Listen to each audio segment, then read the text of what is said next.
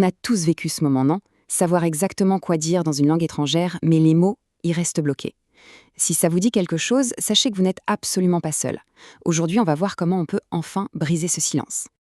Le cerveau connaît la phrase, mais la bouche ne parle pas. Ah, c'est tellement ça. C'est une sensation incroyablement frustrante, hein. C'est une expérience quasi universelle pour quiconque apprend une langue. Et c'est justement ce blocage qu'on va essayer de déconstruire ensemble. Bon, rentrons dans le vif du sujet.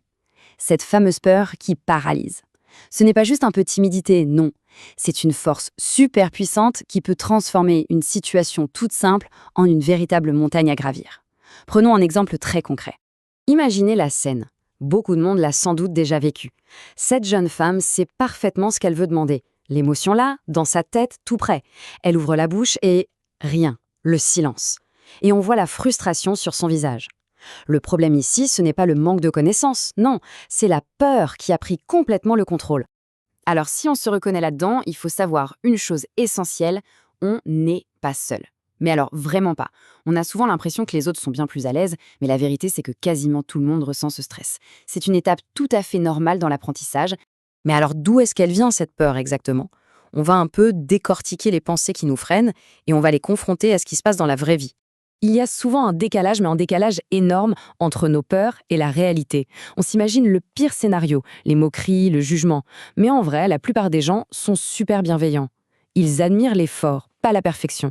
Ils voient le courage derrière un accent qui n'est pas parfait. Et d'ailleurs, les francophones sont souvent super contents quand quelqu'un fait l'effort de parler leur langue. Et voilà, la clé, elle est là. Le but, ce n'est pas d'attendre que la peur s'en aille, c'est d'agir malgré elle. Chaque tentative, même si elle n'est pas parfaite, est une petite victoire sur cette peur. Du coup, il faut changer d'objectif. Le but du jeu, ce n'est pas la perfection, c'est la communication. Il ne s'agit pas de passer un examen oral, mais juste de créer un petit lien, une connexion avec une autre personne. J'adore cette métaphore. La première fois qu'on ose parler, c'est comme si on poussait une porte immense, toute rouillée. Ça demande un effort de fou. Mais la deuxième fois, eh bien, elle est déjà un peu moins lourde. Et la 10e fois, on la pousse d'une seule main. Plus on pratique, plus ça devient un réflexe. C'est exactement comme apprendre à nager. On peut lire tous les livres du monde sur la technique de la brasse, mais tant qu'on ne se jette pas à l'eau, on ne saura jamais nager. Pour parler, c'est pareil, il faut se lancer, accepter de barboter un peu au début pour enfin pouvoir avancer. D'accord, mais comment on fait pour se jeter à l'eau sans couler? La solution, en fait, elle est toute simple. Il faut commencer petit, vraiment très très petit. Et pour ça, il y a une stratégie concrète. Et ça, c'est le point fondamental. Le plus dur, ce n'est pas de tenir une conversation de 30 minutes, non. C'est de sortir le tout premier mot. Une fois que ce fameux bonjour est sorti, la plus grosse partie de la pression disparaît. L'astuce, c'est de se concentrer uniquement sur ce démarrage. Alors, comment ça marche en pratique? L'idée, c'est d'avoir une phrase de lancement prête à l'emploi. Quelque chose de super simple comme « Bonjour, excusez-moi ».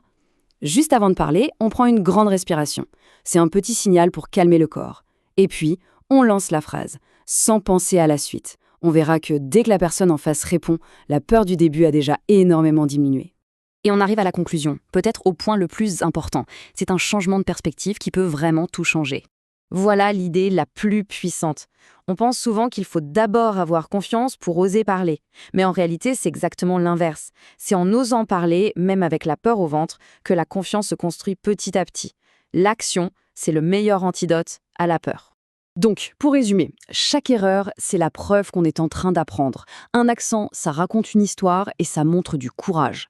Il ne faut jamais oublier que les gens sont bien plus encourageants qu'on ne le pense. Et surtout, on commence petit. Un seul mot, une seule phrase, ça suffit pour commencer. La question, maintenant, c'est la suivante. Pas demain, pas la semaine prochaine, mais aujourd'hui. Quelle est la petite phrase, le petit mot qui peut servir à ouvrir cette porte?